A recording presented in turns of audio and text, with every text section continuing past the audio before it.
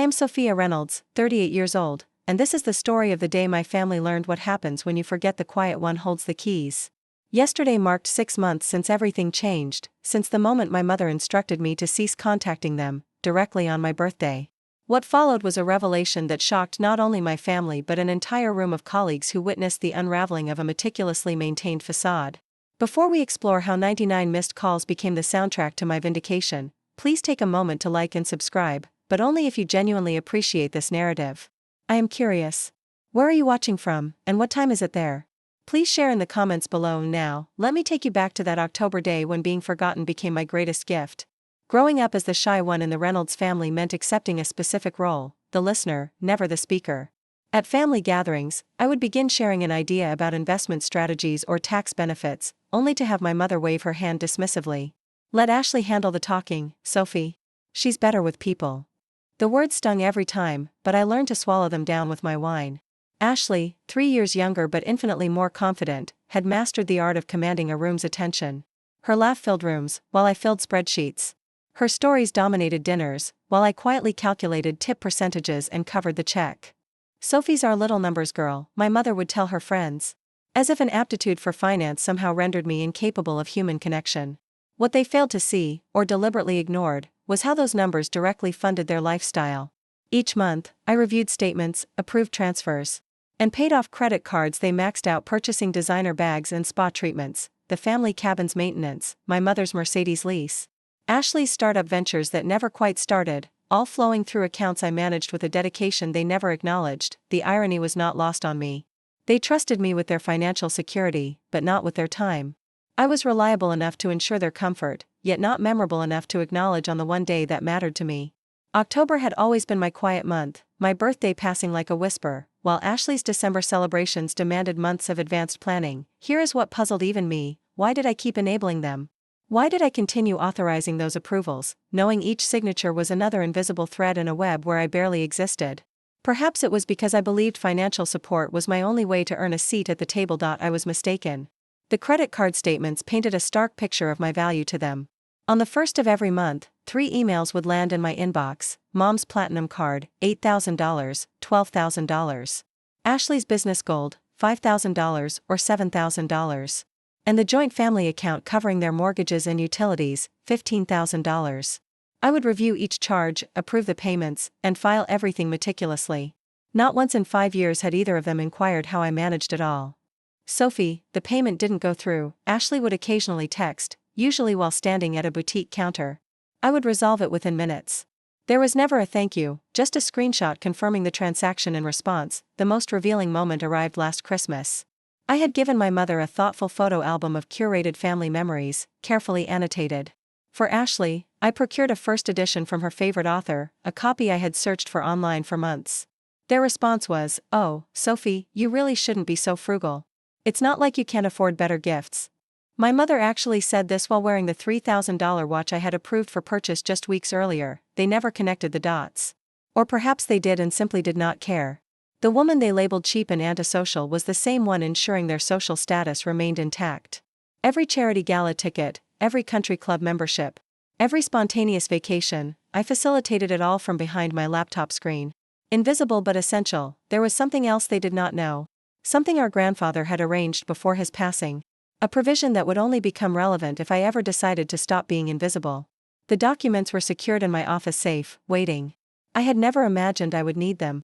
Until that October morning when my phone remained silent and their Instagram stories showed them shopping together, laughing over lunch, living their best lives on what they did not realize was borrowed time. October 8th arrived like any other day, except it was not. I woke to an empty notification screen, no texts, no calls, nothing. By noon, the silence had weight. By 3 o'clock, it had teeth. I was not expecting a party or presents, merely an acknowledgement. A simple, happy birthday, would have sufficed. Instead, Ashley's Instagram story showed her and my mother at Nordstrom, their arms full of shopping bags. "Best day with my favorite person," the caption read. Posted at 2:47 p.m., the exact time I was sitting in my office, staring at 38 candles I had bought myself for a cake I would eat alone. I opened our family group chat. The one they had named Reynolds Women Rock, and typed something I had never done before. My fingers hesitating over each word, feeling a bit forgotten today. "It's my birthday. Simple. Vulnerable. True. The typing indicators appeared immediately. My mother was responding. My heart lifted slightly, that faint, pathetic hope that perhaps, just perhaps, they had merely forgotten the date. We all make mistakes, right? Then her message appeared, and everything inside me went cold. Sophie, we need to talk about your constant need for attention. This passive-aggressive behavior is exhausting. We've discussed this privately, and we think it's best if you give us some space. Please don't reach out anymore. We need time to process how draining your negativity has become. Before I could process the words, a notification popped up. Ashley had liked Mom's message, followed by another like from Aunt Patricia. Then Cousin Janet. My own family was publicly endorsing my exile. I stared at the screen, watching more hearts appear next to Mom's message. The family that never remembered my birthday was remarkably quick to remember to show solidarity against me. My hands weren't shaking. I was surprisingly steady as I screenshotted everything. Evidence, Grandpa would have called it. The likes kept coming. Within an hour, 12 family members had hearted Mom's message. Each notification felt like another small betrayal, but Ashley's response was the one that truly stunned me. Mom's right, Sophie. Your victim complex is toxic. Maybe use this time to work on yourself instead of guilt-tripping us for having lives. We're not responsible for your happiness, Cousin Mark added. Finally, someone said it, wrote Aunt Patricia. Sometimes tough love is necessary. I scrolled up through months of chat history. My messages were sparse: happy birthdays, congratulations on promotions, photos from family events I'd attended but barely featured in. Their messages were abundant when they needed something. Sophie, can you look at this tax thing? Sophie, the payment is late. Sophie, fix this. This wasn't the first time they'd collectively decided I was too much. 3 years ago, when I'd asked why I wasn't invited to Ashley's engagement party, Mom had called me oversensitive. When I mentioned feeling left out of the family vacation they'd planned without me, Ashley said I was making everything about myself. But this was different. This was a formal excommunication, witnessed and endorsed by everyone who shared my blood. The quiet one had dared to speak, and they had responded with coordinated silence. I closed the chat and opened my laptop. 5 years of financial records spread across my screen, every payment I had approved, every transfer I had authorized, every luxury I had enabled. They wanted space. They were about to get more than they bargained for. My phone buzzed. A private text from my mother: I hope you understand this is for everyone's good. You've become so needy lately. Maybe therapy would help. Needy. The woman who never asked for anything. Who showed up when needed and disappeared when not. Who funded their dreams while shrinking her own, was called needy. I sat in my home office, surrounded by the evidence of my worth: a framed CPA license, CFO certificates, photos from company events where I had smiled alone. If I stayed silent now, what would I lose? The honest answer was a family that already treated me as optional. But silence meant something else, too. It meant accepting that my only value was in being useful, not loved. It meant every future birthday would pass unnoticed while I continued bankrolling their milestones. It meant dying a little more each day, suffocated by my own invisibility. Grandpa Eddie's photo sat on my desk, taken just months before the cancer took him. Never let them dim your light, Sophie, he had told me during our last real conversation. You're worth more than what you do for others. Remember that when the time comes. I had thought he meant career advice. Now, staring at the trust documents I had kept locked away for 5 years, I understood differently. He had seen what I was too loyal to acknowledge: that love should not require you to shrink yourself into nothing. The October birthday party at my company was tomorrow. It was an annual tradition where we celebrated all October birthdays together. My mother and Ashley always attended because the CEO, David Chen, made it a family affair with impressive catering and an open bar. They had never missed one, though they had never remembered it was also my birthday celebration. They would be there tomorrow, playing the role of a supportive family, charming my colleagues while treating me like furniture. These were the same colleagues who had watched me work late every night, who had seen me eat lunch alone, who had noticed but never mentioned the absence of family photos on my desk. My reflection in the laptop screen looked different somehow, not broken or bitter, but resolved. They wanted space. Tomorrow they would learn exactly how much space 5 years of financial support could create. If you have ever felt invisible in your own family, type "seen" in the comments. I read every single one, and your stories help others know they are not alone. Also, what time is it where you are watching? I am curious if late-night listeners relate differently to family dynamics. I have noticed the 2 a.m. crowd understands that particular ache of lying awake, wondering why you are not enough. Before we continue to the party that changed everything, remember your worth is not measured by how small you can make yourself to fit into others' lives. Let's continue. The company October birthday party was scheduled for 4 p.m. in the main conference room. David Chen's assistant had transformed it into an elegant space with gold balloons and catered spreads that rivaled wedding receptions. By 3:45, I was there, wearing my best black dress, the one my mother had called too severe last Christmas. "Sophie," early as always, David greeted me, his keen eyes studying my face. "Big day today, isn't it?"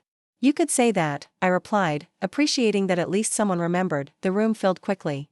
My colleagues arrived in clusters, chatting about quarterly reports and weekend plans. Then, at exactly 4:15, my mother and Ashley swept in as if they owned the place. Mom wore her new Saint Laurent jacket, $4,800, approved by me last Tuesday. Ashley's Cartier bracelet caught the light, $8,000, approved for her birthday because family deserves the best. They worked the room with practiced ease, laughing with senior partners, complimenting the decorations, and sampling the appetizers. They moved around me as if I were a piece of furniture, their bodies angling away whenever we might make eye contact. The message was clear: we're here for the party, not for you. "Your family seems lovely," Jennifer from HR mentioned, watching my mother charm the CFO. "They certainly know how to make an impression," I said.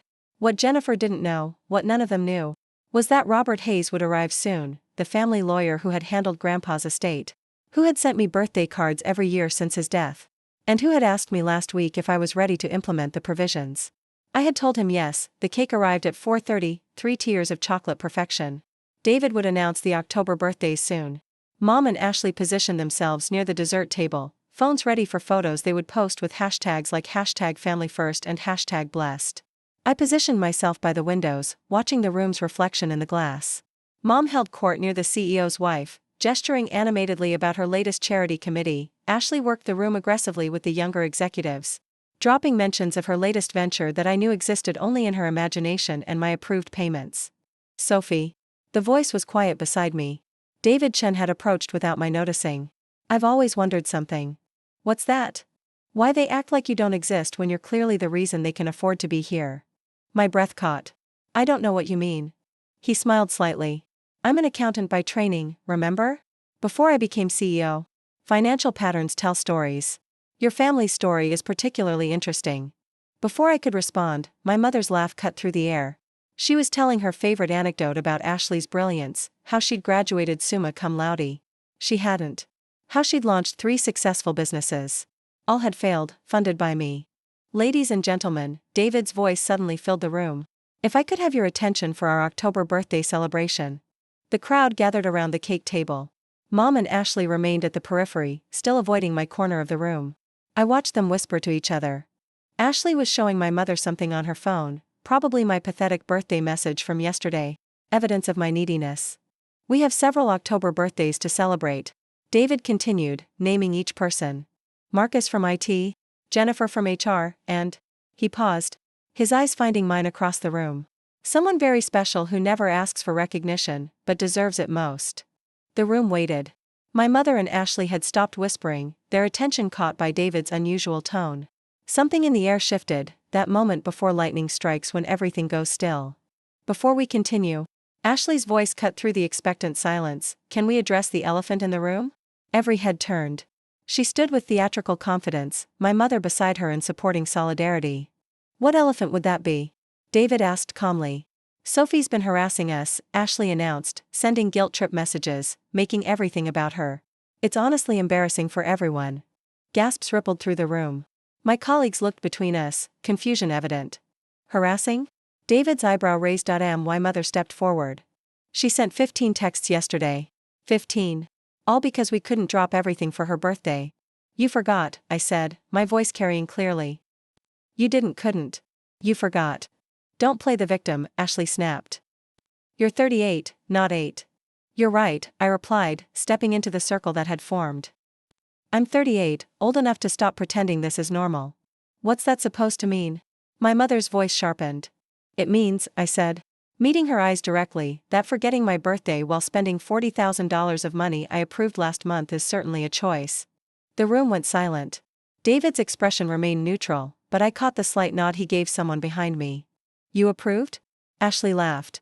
"Sophie, you're a glorified bookkeeper. Stop pretending you have any real power here."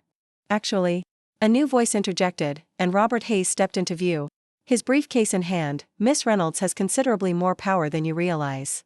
My mother's face paled slightly. Who are you? Robert Hayes. Hayes and Associates. I manage the Reynolds Family Trust. He set his briefcase on the table with deliberate precision. I'm here at Miss Sophia Reynolds' request to clarify some misconceptions about her role in your financial affairs. Ashley's laugh faltered. What trust?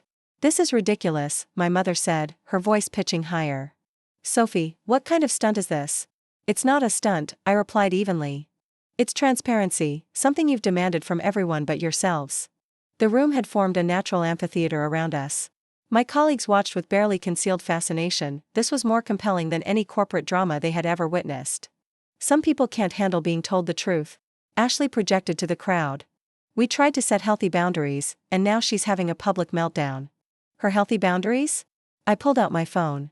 Like this message? Your constant need for attention is exhausting.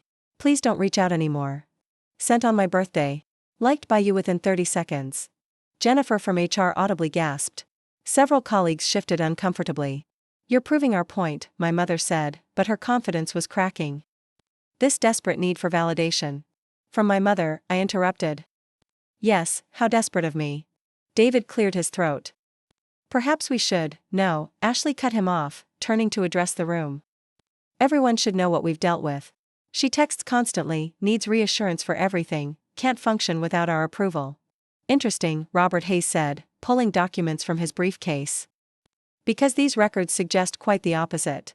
What records? My mother demanded. 5 years of financial transactions. Every approval, every transfer, every payment made from the Reynolds Family Trust to support your lifestyle. The color drained from Ashley's face. What are you talking about? Should we start with the Mercedes lease? Robert asked pleasantly. Or perhaps the failed boutique startup, the cosmetic procedures, enough. My mother's composure finally shattered. Sophie, call off your lawyer.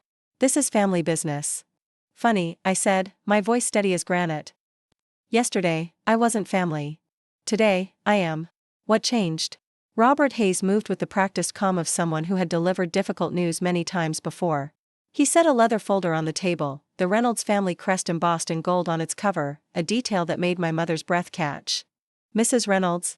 Miss Reynolds, he addressed them formally. Though his tone remained kind, I'm here at Miss Sophia Reynolds' request to clarify the structure of the family trust established by Edward Reynolds before his passing. Daddy never mentioned, my mother started. Actually, he did. Robert interrupted gently. You were present at the reading. You signed acknowledgement papers.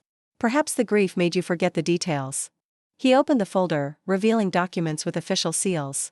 Several colleagues leaned in, drawn by the gravity of the moment. Miss Sophia Reynolds was named sole trustee of the Reynolds Family Trust 5 years ago. Every financial decision, every disbursement, every investment requires her explicit approval. That's impossible, Ashley said, but her voice wavered. She's the quiet one. The one who handles the boring numbers while you live your best life, I suggested. David Shin moved closer, his presence commanding attention. Robert, for clarity's sake, what exactly does this trustee position entail? Robert smiled slightly. Complete fiduciary control over approximately $12 million in assets, including real estate, investment portfolios, and liquid funds. Miss Reynolds has been exceptionally generous in her distributions, maintaining the family's lifestyle without question for 5 years. The number hung in the air like a physical presence. 12 million. Several colleagues whistled low. But more interesting, Robert continued, pulling out another document, is this provision. The trustee has full discretion to modify or terminate distributions if they determine the beneficiaries are acting against the family's best interests. My mother's hand went to her throat. Her fingers finding the pearl necklace I had approved last Christmas. David Shin stepped forward, his CEO presence commanding the room's attention. I have to say, this explains so much. He looked directly at me. The late nights, the meticulous attention to our corporate accounts, the fact that you never take vacations. What's that supposed to mean? Ashley demanded, though her bravado was crumbling. It means, David said, turning to address the room, that someone who manages $12 million in family assets while working full-time as our CFO, without ever mentioning it or using it as leverage, is exactly the kind of person we value here. He walked over to me, his expression thoughtful. Sophie, you've been carrying this responsibility alone, haven't you? Managing their finances while they told me I was too needy for wanting a birthday text, I finished. The room's sympathy was palpable. Several colleagues shook their heads in disgust. Jennifer from HR looked like she wanted to hug me. This is manipulation, my mother said desperately. She's turning everyone against us. No, David replied firmly.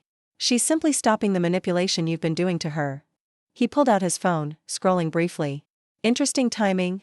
By the way, your Instagram shows you shopping at Nordstrom yesterday at 2 p.m., tag location and all, while your daughter was alone on her birthday. Ashley's face flushed. That's stalking. That's public information you chose to share, David corrected, while publicly ostracizing a family member for expressing hurt. He looked at me with something I had rarely seen from anyone, genuine respect. Sometimes the quiet ones have the loudest impact when they finally speak up. Robert Hayes cleared his throat. Miss Reynolds, would you like to proceed with the documentation we discussed? The question hung between us all, heavy with possibility. My mother and Ashley stood frozen, finally understanding that their carefully constructed world was built on sand I could sweep away with a signature. The cake still sat untouched, its chocolate perfection now serving as an ironic centerpiece to our family drama. David lifted the microphone again, his voice carrying that particular CEO weight that made everyone listen.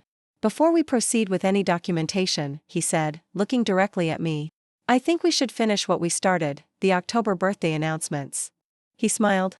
And something in that smile told me he had been planning this moment since he arrived. Marcus from IT, turning 32. Jennifer from HR, celebrating her 40th. He paused, letting the anticipation build. And Sophia Reynolds, our exceptional CFO, who turns 38 today. The applause started immediately, my colleagues' enthusiasm genuine and warm. But David wasn't finished. Sophia has been with us for 8 years. In that time, she has never once asked for special recognition, never mentioned her birthday, never expected us to celebrate her. Even today, she came early to ensure everything was perfect for everyone else. My mother shifted uncomfortably. Ashley's phone hung limp in her hand. What many of you don't know, David continued, his eyes never leaving mine, is that Sophia has been managing not just our corporate finances, but a significant family trust, all while maintaining the highest level of professionalism and discretion. David, I started, but he held up his hand. No, Sophie, it's time people knew exactly who you are. Not the quiet one, not the family bookkeeper, but a financial genius who's been carrying everyone else while asking for nothing in return. The room held its breath. This was the moment, the precipice between my old life and whatever came next. Robert Hayes stood ready with his documents. My mother and Ashley waited in visible dread. My colleagues watched with rapt attention. So, David said, raising his champagne glass, before we cut this cake, I have one question for you, Sophie. What would you like for your birthday? Before I could answer David's question, Ashley erupted, her voice carrying that particular pitch of desperation masked as anger. This is absolutely ridiculous. She turned to face the room. You're all being manipulated. Sophie's always been like this, playing victim, making everything about her pain. We tried to give her space to grow, to become less clingy, and this is how she responds. Clingy? I asked quietly. I texted once on my birthday. You text constantly. Ashley pulled out her phone, waving it like evidence. Look. 15 messages over the last month. David took the phone, scrolling. These are responses to your requests for money. Can you approve this? Payment declined. Fix it. Need funds transferred. He handed it back. Every single text from Sophie is responding to your demands. My mother stepped forward, her society smile plastered on. This is a family matter.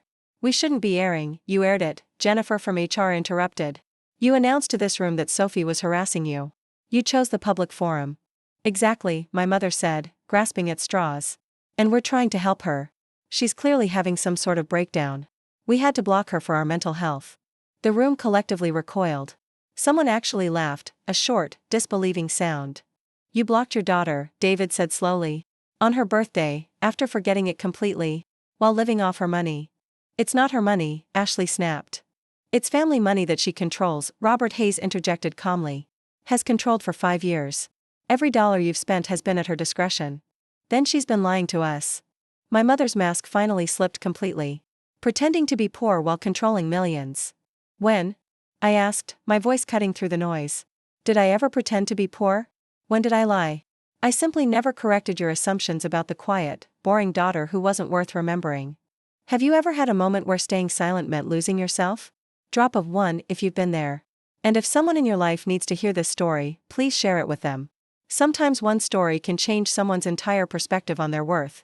I see your comments about feeling invisible, about being the family ATM, about birthdays that pass unnoticed. You're not alone. Your pain is valid. Your boundaries matter now. Here comes the part that changed everything. The moment 5 years of silence finally found its voice. Ashley's next move was pure desperation. She started scrolling frantically through her phone, then held it up triumphantly. Look at this. She sent 12 messages just yesterday after Mom asked for space. 12. This is harassment. She began reading aloud. The October payment is processed. Your Nordstrom card is reactivated. Mortgage payment confirmed. Your spa membership is renewed. Ashley's voice faltered as she realized what she was reading. The room had gone completely silent. Those were all sent before Mom's message, I said calmly. Before you told me not to contact you, I was doing what I've done every month for 5 years, managing your lives while you pretended I didn't exist. My mother tried another angle. We're not perfect, but cutting off family over a birthday, you cut me off, I interrupted. You literally wrote, don't reach out anymore. That's different. We needed boundaries. From what? I asked. From the person who pays your bills? From the daughter who never asks for anything? What exactly were you protecting yourselves from? David Chen pulled out his own phone. Mrs. Reynolds, your Facebook post from yesterday says, perfect day with my favorite daughter. Posted at 3 p.m. while your other daughter was spending her birthday alone. Ashley's face went red. She could have come shopping with us. I wasn't invited, I said simply. Because you're so judgmental. My mother exclaimed. Always watching us with those disappointed eyes. I wasn't disappointed, I replied. I was invisible. There's a difference. Robert Hayes stepped forward again. Miss Reynolds, shall we proceed? The documents are ready. The weight of the moment pressed down on everyone. My mother clutched Ashley's arm. My colleagues watched with bated breath. I stood there, finally visible, finally seen. Finally ready to stop being the family ghost who paid the bills. I stood up straighter, feeling the weight of 38 years of silence lifting from my shoulders. The room seemed to hold its breath as I walked to the table where Robert had laid out the documents. You're right, Mom, I said, my voice carrying clearly through the room. You do need space. Space from my financial support. Space from my silent compliance. Space from the daughter you never wanted to see. Sophie, don't be dramatic, my mother started. I'm not being dramatic. I'm being factual. I picked up the pen Robert offered. Effective immediately, you'll have all the space you wanted. You can't just, Ashley stepped forward. But David Chen smoothly blocked her path. Actually, he said. She can. As sole trustee, Robert stated. Miss Reynolds has complete discretion over all distributions. I began signing the documents, each signature deliberate and measured. The credit cards linked to the trust, cancelled. The mortgage payments, suspended pending review. The monthly allowances, terminated. Ashley pulled out her phone, presumably to check her banking app. Her face went ashen. My cards are already declined. I cancelled them this morning, I said calmly. When I accepted that you meant what you said about not wanting contact. This is financial abuse. My mother shrieked, the room actually laughed. Someone called out, that's rich, coming from you. I'm not cutting you off entirely, I continued, maintaining my composure. I'll maintain your health insurance and a basic monthly stipend of $2,000. Enough to live, not enough to live off. $2,000? Ashley gasped. My car payment alone is $1,500. Then you might have to make some lifestyle adjustments, I finished, for a car you don't need in a city with excellent public transportation. The reality was sinking in. My mother's hand went to her designer jacket as if it might evaporate. Ashley stared at her phone, watching her financial world crumble in real time. Robert Hayes cleared his throat, drawing everyone's attention back to the legal reality of the situation. For complete transparency, I should clarify the full scope of Miss Sophia Reynolds's position. He pulled out a sealed document, breaking it open ceremoniously. This is the original trust designation signed by Edward Reynolds 5 years ago. It states, and I quote, I name my granddaughter, Sophia Marie Reynolds, as sole trustee of the Reynolds Family Trust with complete discretionary power over all distributions, investments, and financial decisions. That's impossible, my mother whispered. Daddy would have told me. He did, Robert replied. You were present at the reading. You signed acknowledgement papers. Perhaps you didn't think it mattered, since Sophie had always been so accommodating. The trust currently holds, Robert continued, his voice carrying the weight of legal authority, $12.3 million in assets. This includes the family home in Westchester, the vacation property in the Hamptons, the investment portfolio, and liquid assets of approximately $4 million. Several colleagues gasped. Jennifer from HR whispered, holy, every luxury purchase, every vacation, every monthly expense over the past 5 years has required Miss Reynolds's approval, Robert explained. She has approved without question over $2 million in discretionary spending for family members who couldn't remember her birthday. We didn't know. Ashley protested weakly. You didn't care, I corrected. As long as the money flowed, you never questioned where it came from or who made it possible. David Chen stepped forward. I have to ask, Sophie, why did you keep approving everything? Why enable them? I looked at my mother, at my sister, these women who shared my blood but never my life. Because I thought financial support was love. I thought if I gave enough, silently enough, eventually I'd matter enough to be remembered. And now? David asked gently. Now I know better. The full scope of my control was dawning on them in waves. My mother's face cycled through disbelief, rage, and finally, naked panic. The house, she said faintly. The house is in the trust. Everything is in the trust, Robert confirmed. The Westchester property, valued at $2.8 million. The Hamptons cottage, at $1.6 million. Even the Mercedes you drove here today. Ashley's phone buzzed. She looked at it, her face crumpling. My Uber's canceling. The cards are declined. The spa just texted, my mother said, staring at her screen. My appointment tomorrow is cancelled due to payment issues. 5 years, I said, letting the number hang in the air. 5 years of silent approvals. Your gym memberships, your country club dues. Your charity gala tickets, where you'd introduce Ashley as your accomplished daughter while I sat at home, managing the very funds that bought your seat at those tables. We'll contest this, my mother said desperately. We'll sue. Robert actually chuckled. On what grounds? That you were given too much money for too long? That your daughter was too generous? That would be an interesting case to present to a judge. You manipulated Daddy, my mother accused, turning on me. You poisoned him against us. Grandpa saw what you refused to, I replied. He saw who remembered his birthday when he was dying. Who visited him during chemo when you were too busy? Who held his hand when he said goodbye? David Chen raised his glass again. I think we all see it now, too. The room murmured in agreement. My colleagues, these people who had worked alongside me for years, were finally seeing me not as the quiet accountant who ate lunch alone, but as someone who had been carrying an impossible weight with impossible grace. The jet, Ashley said suddenly. We're supposed to fly to Miami next week. Not anymore, I said simply. The meltdown was immediate and spectacular. Ashley's phone hit the ground as she lunged toward the table, only to be smoothly intercepted by David's security chief, who had been watching from the corner. You can't do this. She screamed. That's our money, our inheritance. It's Grandpa's money, I corrected, which he specifically placed under my control. Every document is legal, witnessed, and filed with the state. My mother tried a different approach, tears suddenly appearing. Sophie, sweetheart, we're family. You can't destroy your family over a misunderstanding. What misunderstanding? I asked. You were very clear. You need space from me. I'm giving it to you. We didn't mean financially, Ashley protested. Oh, so you only wanted emotional distance? You wanted to keep taking my money while treating me like I don't exist. How convenient.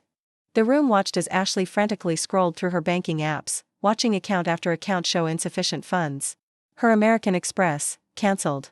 Her Bloomingdale's card, frozen. Even her Starbucks app showed a zero balance. My rent is due tomorrow, Ashley whispered. $3,500. Better start looking for a cheaper place, someone called out from the crowd. My mother's phone rang. She answered with shaking hands. Hello? Yes, this is Margaret Reynolds. What? That's impossible. Check again. Her face went gray. The lease is terminated. The Mercedes, I explained to the room, was leased through the trust. I terminated it this morning. You have 24 hours to return it to the dealership. How are we supposed to get home? My mother demanded. The same way millions of people do every day, I replied. Public transportation. Or maybe one of those family members who liked your message yesterday will give you a ride. I'm sure they'll be happy to support your need for space from me. I turned back to the documents, signing the final pages with steady hands. Each signature felt like shedding a weight I had not realized I had been carrying. Robert notarized each one with practiced efficiency. The new distribution structure is as follows, I announced, my voice carrying the same professional tone I used in board meetings. Health insurance will continue, I'm not a monster. Each of you will receive $2,000 monthly for basic expenses. This is not negotiable. $2,000? My mother's voice cracked. Our mortgage alone is $6,000. Then you will need to sell the house and find something within your means, I replied. Like I did when I first started working, living in a studio apartment while you complained I never hosted family dinners. What about my business? Ashley pleaded. I have investors. What investors? I asked. The only money going into your boutique consulting firm has been from the trust. $60,000 last year alone for an office you never used and services you never provided. Robert added, all commercial leases under the trust are terminated effective immediately. The office space, the storage units, the parking spaces, all reverting to trust control. You planned this, my mother accused. You've been planning this humiliation. No, I said firmly. I planned to have a quiet birthday, maybe get a text from my family. Instead, you gave me clarity. You showed me exactly what I am to you, nothing but a bank account. David Chen stepped forward. For what it's worth, Sophie, you're considerably more than that to us here, which is why, effective Monday, you're being promoted to Executive Vice President of Finance. The announcement sent another ripple through the room. My colleagues burst into spontaneous applause. That position, David continued, looking directly at my mother and Ashley, comes with a substantial raise. Not that Sophie needs it, apparently. The cake still sat untouched, its pristine frosting now seeming like a metaphor for everything that had remained unsaid for too long. I walked over to it, picking up the knife. You know what the saddest part is? I said, addressing my mother and Ashley but speaking to everyone. I would have given you everything anyway. Happily, gladly. All I wanted in return was to matter, to be seen, to have my birthday remembered by the two people who should never forget it. I cut the first piece, the chocolate layers revealing themselves perfectly. 5 years of silent support. 5 years of being told I was too quiet, too boring, too needy. 5 years of watching you live extraordinary lives while I lived in your shadow, making it all possible. Sophie, my mother started, her voice smaller now, we do love you. No, I said simply. You love what I provide. There's a difference. Love doesn't forget. Love doesn't publicly shame. Love doesn't tell someone seeking connection to go away. I placed the slice on a plate, then handed it to David. For someone who actually remembered my birthday. We can fix this, Ashley said desperately. We can go to family therapy. We can work through this. With what money? Someone called out, earning nervous laughter. I'm open to therapy, I said. Individual therapy for each of you, which I'll pay for because, despite everything, I want you to get better. But rebuilding our relationship will take more than apologies made under financial duress. Robert gathered his documents. Miss Reynolds, everything is filed and effective immediately. The trust accounts have been restructured per your instructions. The new bank cards for Mrs. and Miss Reynolds will arrive within 5 business days, with their monthly stipend accessible. This is temporary, right? My mother asked, grasping for hope. That depends entirely on you, I replied. The immediate aftermath was almost comedic, if it hadn't been so pathetic. Ashley stood at the reception desk trying card after card, each one declining with a cheerful beep. Mom was on her phone, frantically calling Aunt Patricia. Patricia, we need a ride. Sophie's lost her mind. What do you mean you can't? Patricia? Hello? The family members who had so quickly liked her message yesterday were suddenly unavailable. Funny how that worked. I'll give you a ride, Jennifer from HR offered, her voice dripping with faux sympathy. The bus stop is just 2 blocks away. I can walk you there. The bus? Ashley looked horrified. Bart's actually faster, Marcus from IT added helpfully. Though you'll need exact change. Do you have cash? Neither of them had touched physical money in years. I watched them fumble with their designer wallets, finding nothing but dead credit cards and old receipts. Sophie, my mother tried one more time, approaching me with her hands out as if I were a spooked animal. Sweetheart, please. Let's go home and talk about this. I am home, I said, gesturing to my colleagues. These people see me every day. They know my coffee order, my favorite lunch spot, my work anniversaries. You know what? Jennifer here even remembered my birthday last year. She brought me a cupcake. It was red velvet. Your favorite, Jennifer added. My mother's face crumbled. She didn't even know my favorite cake flavor. Security approached politely. Ladies, the event is ending. Can we help you arrange transportation? The final humiliation, being escorted out by security from their daughter's workplace. They passed colleagues who whispered and stared, their designer heels clicking against the marble floor toward an exit that led to a world where their credit cards were just plastic and their status was just a memory. By 6 a.m. the next morning, my phone had logged 99 missed calls. The voicemails started desperately and descended into rage, then back to desperation. I did not listen to any of them. The text messages were more revealing. Cousin Mark, how could you do this to your own mother? Aunt Patricia, family doesn't treat family this way. Uncle James, you've gone too far. Sophie. Interesting how they all had my number when they needed to criticize. But never when it was my birthday. The family group chat had exploded overnight. I watched the message count climb, 247 unread messages, before removing myself from the group, but not before screenshotting Ashley's 2 a.m. message. She's destroyed us. Mom can't stop crying. We might be homeless. Homeless with $2,000 a month each and the ability to work. The horror.my work email, however, told a different story. David had sent a company-wide announcement about my promotion. The responses were overwhelming. Finally, well-deserved. About time someone recognized your worth. But the message that stopped me cold came from an unexpected source. Grandpa's lawyer, not Robert, but his personal attorney, had forwarded a sealed letter dated 5 years ago, to be delivered when Sophie finally stands up for herself. I opened it with shaking hands. My dearest Sophie, if you're reading this, you have finally done what I always knew you would, chosen yourself.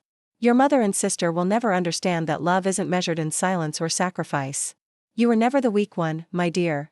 You were the one strong enough to give without receiving. Now be strong enough to stop. All my love, Grandpa Eddie. P.S. Check the safety deposit box. Key enclosed. There's one more surprise. A small brass key was taped to the bottom of the letter. Monday morning arrived with a new office, a new title, and a new perspective. The executive floor was quiet, sophisticated, a far cry from my cubicle days. David stopped by with coffee and a knowing smile. The board was unanimous, he said. Your handling of complex financial situations under pressure sealed the deal. You mean my family meltdown? I mean your grace under fire. Most people would have gone scorched earth. You maintain dignity and boundaries. That's executive material.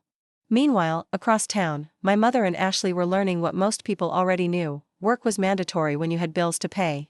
My mother had applied to 14 jobs over the weekend. Her decades-old resume desperately updated. Ashley discovered her CEO of a boutique consulting firm. Title meant nothing without actual clients or experience. The universe has a sense of humor, though. My mother's first interview was at a company where I had consulted on their financial restructuring. They called me for a reference. She's my mother, I told them honestly. She's intelligent but has been out of the workforce for 20 years. She'll need extensive training and patience. They hired her anyway, part-time, entry-level. The salary, $32,000 a year. Ashley's Instagram had gone dark after her last post, a sunset photo with the caption, "Rising from the ashes." The comments were brutal. Apparently, her followers enjoyed her luxury lifestyle content, not her philosophical rebirth phase, but the real kicker came Tuesday afternoon. Robert called with news. They've both enrolled in the financial literacy course you suggested, and your mother has scheduled her first therapy appointment already. Apparently, she tried to pay for groceries with a check that bounced. The humiliation was motivating. I felt something then, not satisfaction, not vindication, but maybe the first stirring of hope that they might actually learn something from this point. 3 weeks later, the apology emails started arriving. My mother's was 8 pages long, single-spaced, a rambling mixture of justification and genuine remorse. I see now how we diminished you, she wrote. How we took your quiet strength for weakness, your generosity for obligation. Ashley's was shorter but more honest. I've been jealous of you my entire life. You had Grandpa's love, his respect. I had Mom's attention, but never what you had, genuine admiration from someone who mattered. I'm sorry I made you pay for that, literally and figuratively. They weren't asking for money. Robert had made it clear that any manipulation attempts would result in the complete termination of support. They were asking for something harder to give, forgiveness. I didn't respond immediately. Instead, I went to the safe deposit box Grandpa had mentioned. Inside, beyond the expected documents and family jewelry, was a photo album I had never seen. Pictures of Grandpa and me through the years, at my college graduation, my first day of work, quiet lunches where Mom and Ashley were absent. On the last page, a note: "You were always my favorite, Sophie. Not because you were quiet, but because you were kind. Never lose that, even when they don't deserve it." The next day, I sent identical responses to Mom and Ashley: therapy first. 6 months minimum. Financial literacy course completed.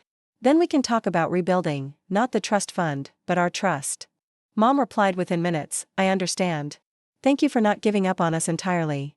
Ashley's response was more telling: I got a job today. Receptionist at a dental office. It's honest work. You would have been proud. Grandpa had always said honest work was the best kind. Maybe she had been listening all those years. Maybe we all had been, just to the wrong things. I met with Robert to establish the new framework: clear, professional, and non-negotiable. The document was titled Requirements for Relationship Restoration, and I insisted on treating it like any other contract. First requirement, I told him as he typed: individual therapy for a minimum of 6 months, weekly sessions, no exceptions. I'll cover the cost, but I receive monthly confirmation of attendance from the therapist.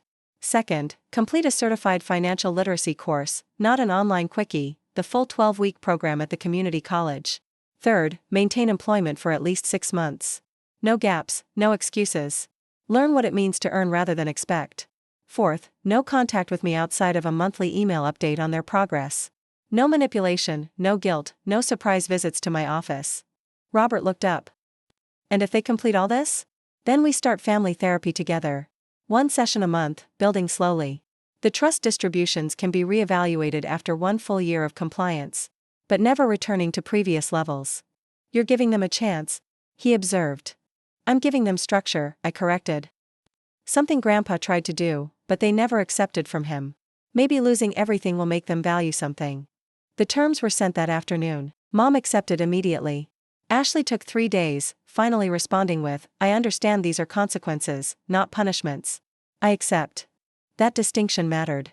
It showed growth, however small. I also established my own boundaries in writing, no unannounced visits. No financial discussions outside of official channels. No using other family members as intermediaries. No public social media posts about our relationship without consent. These aren't walls, I told my own therapist that week. They're load-bearing structures. Without them, everything collapses. She smiled. Sounds like someone else has been learning, too. 6 months is a long time when you're rebuilding from scorched earth, but it passes quickly when you're finally living your own life. I traveled for the first time in 5 years. I dated someone who remembered not just my birthday, but my coffee order and favorite author. I slept deeply without the 3 a.m. anxiety about managing everyone else's existence. The monthly updates came like clockwork. Mom's therapist helped her uncover a generational pattern of emotional neglect she'd inherited from her own mother. I gave Ashley attention because I never got it, she wrote. I ignored you because you seemed so capable. I see now that capability doesn't mean you didn't need love. Ashley's journey was different. Working reception taught her humility. A patient yelled at me today for something that wasn't my fault, she wrote in month 3. I smiled and fixed it anyway. Is this how you felt all those years? Invisible, but essential. The financial literacy instructor sent me a note. Your mother asked more questions than any student I've had. Your sister took notes like her life depended on it. Perhaps it did, but the real growth wasn't in what they learned about money. It was what they learned about value. My mother discovered she was good at organizing, eventually moving from entry-level to office manager. Ashley found she had a talent for customer service. Her charm finally serving a purpose beyond self-promotion. Being family doesn't grant unlimited access to your peace or your purse. That became my mantra. Embroidered on a pillow Jennifer gave me for my 39th birthday, the 173 people remembered to celebrate, the trust fund remained waiting. Not as a weapon or a reward, but as a reminder that love and money should never be confused. Grandpa knew that. Now, finally, so did I. 1 year later, we sat in a neutral space, a therapist's office with soft lighting and a box of tissues neither of us had touched. My mother looked different, not older, but more present. Ashley had cut her hair short, practical for work. I sat between them, no longer the invisible bridge, but a full person. Sophie, my mother began, her voice steady, I need you to know something. The money, losing it was the best thing that happened to us. Not because we learned to budget or work, but because we finally saw you, the real you. Not the quiet girl we overlooked, but the woman who held us up while we looked down on her. Ashley added, I posted about you yesterday. First time in a year. Just said, my sister taught me that strength isn't loud. Sometimes it's the quiet voice saying enough. Got more genuine engagement than any of my luxury posts ever did. The therapist smiled. Sophie, would you like to share your reflection? I learned that love shouldn't require you to disappear, I said. That boundaries aren't walls. They're bridges with proper weight limits. And that family isn't about blood or obligation. It's about choice.